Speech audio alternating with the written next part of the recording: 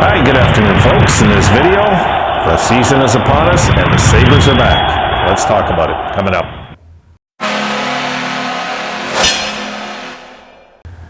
Game day is here, and I'm excited. Hold on. All right. Rome says he's excited too, folks. He's excited too. There we go. We'll play.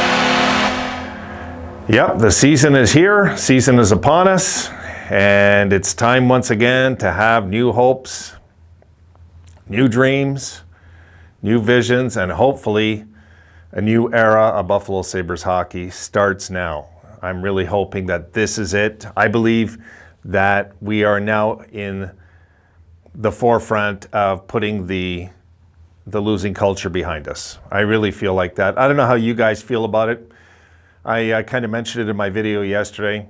I really do feel like the losing culture is just, it's not too intimidating anymore, if I can put it that way. I'm not really worried about it. I really believe this is a fresh start for our franchise, and that hopefully we will surprise and we will have a hell of a fun season and make us all proud by the end of this season. Okay, so I got some notes here, guys, I wanted to go over before we go into this game tonight.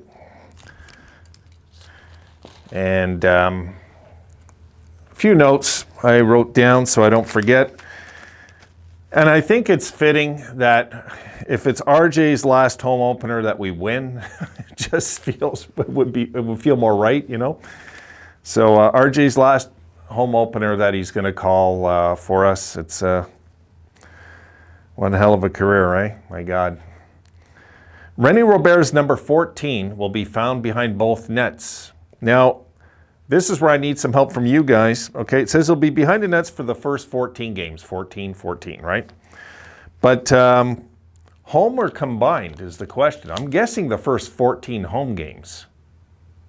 I mean, I'm just guessing. I would think that's what they meant, but it just said for the first 14 games of the season. It didn't say home games. So I thought of something today, and I want to throw it out to you guys, see what you think about this. I think we should retire number 51 in honor of RJ. You know, that's just an idea that kind of floated in my head today. 51 years, folks.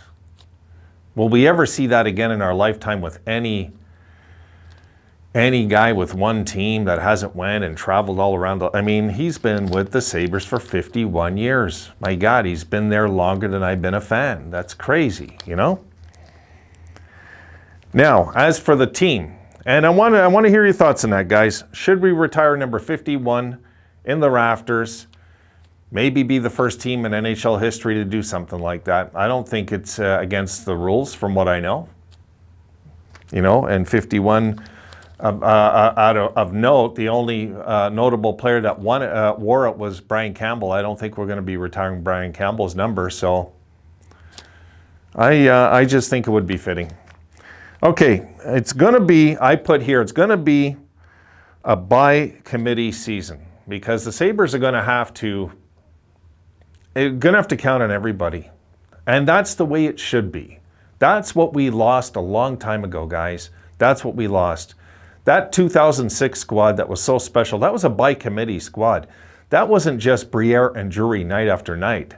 I mean, there was some nights it was Kalinin, some nights it, you know, you can throw any name out there and I could say, yeah, that's true. You know, Timmy Connolly. I mean, we can go on and on and on about the list back then.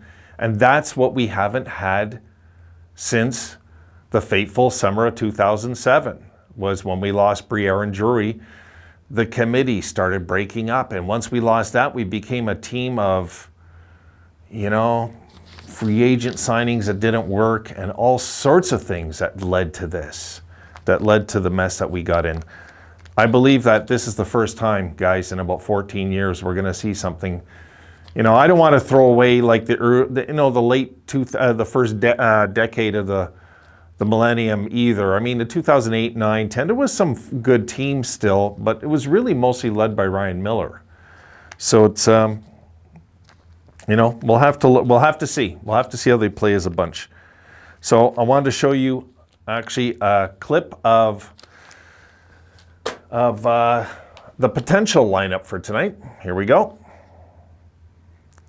And there you can see the top line. This is the last two practices, what Granato's put out there, okay? So it's kind of close to what I had.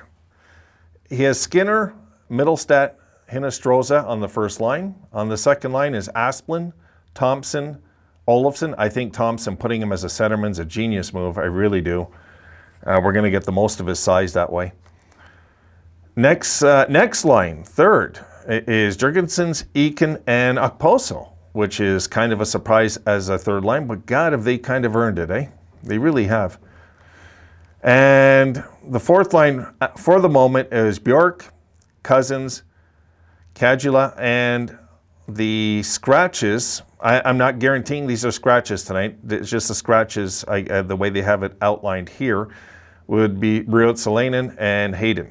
Now in defense, number one pairing, to nobody's surprise, is Dahlin and Jokiharju.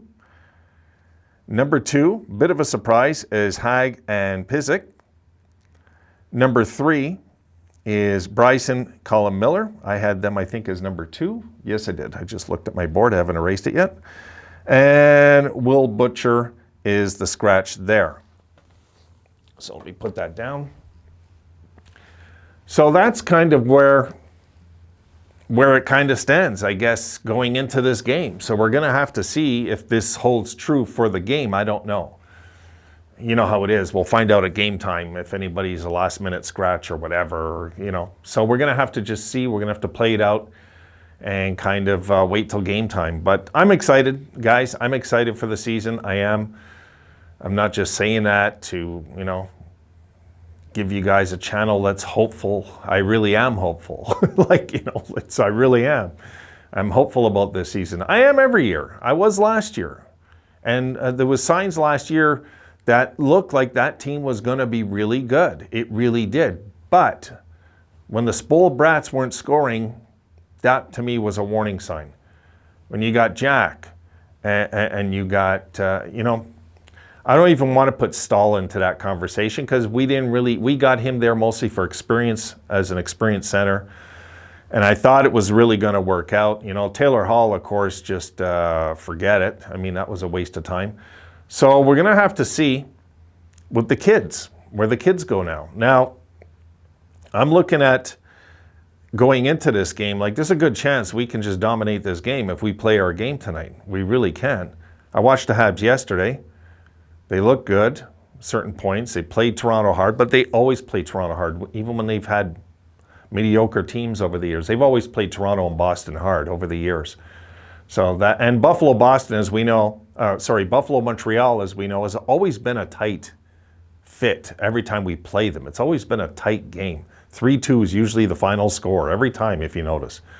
So we're going to have to see if the Sabres can come out and be very aggressive on the forecheck. This is going to be one hell of a good game, I believe, for the boys. Really, if they can come out, they got to forecheck hard, they got to hit hard.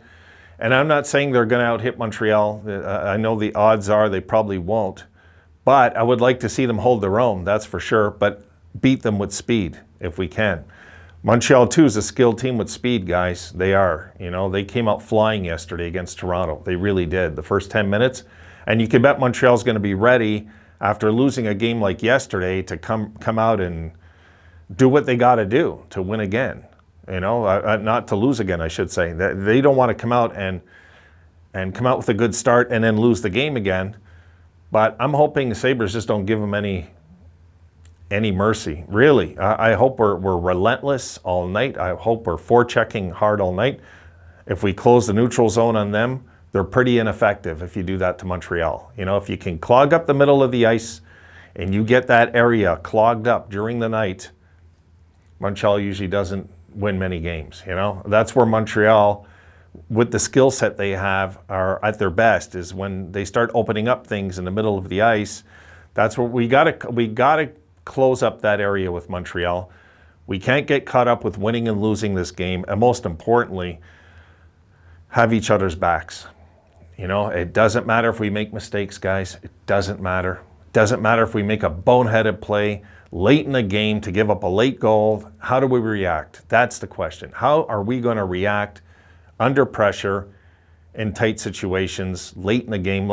Let's say late in the game we have a 2-goal lead, and all of a sudden Montreal, bing, bing, ties it. How do we react? How do we react? That's what I'm going to be watching with the kids. You know, this is the important thing. If we can do that, we'll be in good spirits, we'll be in good shape, and we'll most likely pull out a win. You know, I really believe the attitude's the whole thing. I really think Renato has it down with these guys. That's just talk. Let's see on the ice what happens, you know. If on the ice we look flat as a pancake tonight, I won't have many answers because I'm expecting the Sabres not to look flat. I don't think there's going to be many flat efforts this year. I really don't. You know, those efforts we had last year where, you know, you're watching the game and you just know they're going to lose as soon as we're behind 2-1 and their heads are down and their body language is slow on the ice and they're not hitting. They're not, you know what I mean? I don't think we're going to see that, much of that this year. There'll be periods during the season, of course, where we're playing bad.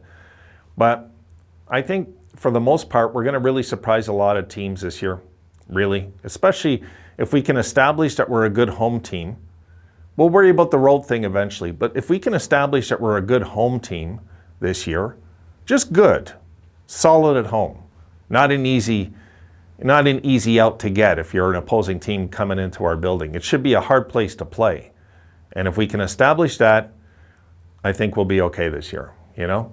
But if we start the season like 0-4-1 at home or something, we're in trouble again.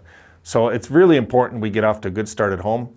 Our early schedule dictates we have a lot of home games in the beginning, so let's see how we do here early. We have a chance, the opportunities in front of us, that if we do good at home, the surprise season could begin right there. So I'm just hoping that's where we're at.